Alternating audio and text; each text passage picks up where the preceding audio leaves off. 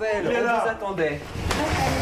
Mais qu'est-ce que je vous vois les mains vides, Raphaël. Qu'est-ce qu'on déguste? Qu'est-ce qu'on déguste? Ah, qu'est-ce qu'on déguste? Alors, je vous ai préparé une petite spécialité bien de chez nous, Émilie, vous allez apprécier.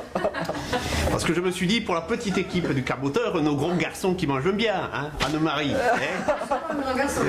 Non, mais Anne-Marie, tu le sais qui mange. Ah oui, oui, tu nous nourris. Oui. aussi. Ah ça, moi je ne suis pas souvent là, je ne vois pas ce qui se passe en mon absence. Du coup, je me suis dit qu'il fallait faire un bon petit plat bien de chez nous, tout en respectant la nourriture, puisqu'on m'a appris chez moi, le pain se gagne durement et on ne joue pas avec la nourriture. Donc même si c'était pour la rigolade, fallait faire attention. Et puis je me suis souvenu aussi qu'il fallait faire d'autant plus attention que nous avions quand même 9 millions de pauvres en France. 9 millions de gens qui vivent en dessous du seuil de pauvreté, c'est-à-dire 900 € par mois. Je n'oubliais pas non plus qu'en 3 ans, le nombre de SDF a été multiplié par 2. Donc je me suis dit, je vais aller sur les internets chercher une petite recette pour tout le monde. Et je suis tombé sur cette charmante petite histoire que je ne peux m'empêcher de vous conter. Tout commence le 27 avril 2016 au petit matin, dans la belle ville de Tourcoing. Dans une toute petite rue, des voisins ouvrant leur volet sentent une drôle d'odeur venir de la maison d'à côté. N'ayant pas vu leur voisine depuis plusieurs mois, ils s'inquiètent. Les pompiers sont appelés, défoncent la porte et constatent que la voisine est morte. Morte de faim. Et là je me dis, en France, un pays qui dégueule de nourriture, où les milliardaires sont de plus en plus nombreux, une femme est morte de faim.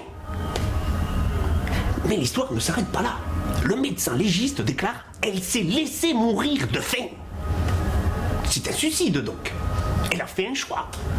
Mais quand tu cherches un peu plus, tu t'aperçois que cette petite demoiselle était ce qu'on appelait une fragile, une vulnérable, et qu'à la mort de sa mère, on l'avait mise sous tutelle. Alors pour ceux qui ne connaissent pas la recette de la tutelle, une association, un médecin, un juge, des référents, il y a du monde autour, c'est copieux. Mais comme la tutelle au bout de 2 ans devait être réévaluée, l'association envoie des courriers à la petite dame, l'appelle, elle ne répond pas. Donc on renvoie des courriers, on renvoie des appels. Elle ne répond pas. Alors le juge de tutelle fixe une audience où la petite dame ne se présente pas. Alors le juge, appliquant la loi, dit « La tutelle est caduque ». 6 mois plus tard, on retrouve la dame morte. Tout le monde s'émeut. Comment a-t-elle pu mourir sans que personne s'en aperçoive, sans que personne n'aille sonner chez elle, sans que personne ne s'inquiète qu'elle ne réponde pas au courrier. Le maire de Tourcoing, ulcéré, dit « Il faut entamer des poursuites judiciaires ». Le juge d'instruction dit « Aucune poursuite, la loi a été respectée, la lettre de la loi a été respectée ». Et c'est ainsi qu'en France, dans ce pays riche, une femme fragile, dont on savait qu'elle était fragile, a pu mourir de faim. Et ben moi, ça m'a coupé l'appétit, c'est pour ça qu'il n'y aura rien à manger ce soir.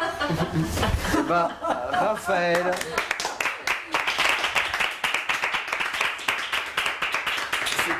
C'était un vrai coup de gueule. C'était un vrai coup de gueule et quand votre talent de conteur s'allie à de pareilles convictions, bah, ça donne quelque chose de très joli. Et de, je sais pas si on peut qualifier ça de joli, mais de très intense en tout cas. Merci. Merci beaucoup Raphaël. Merci beaucoup Raphaël.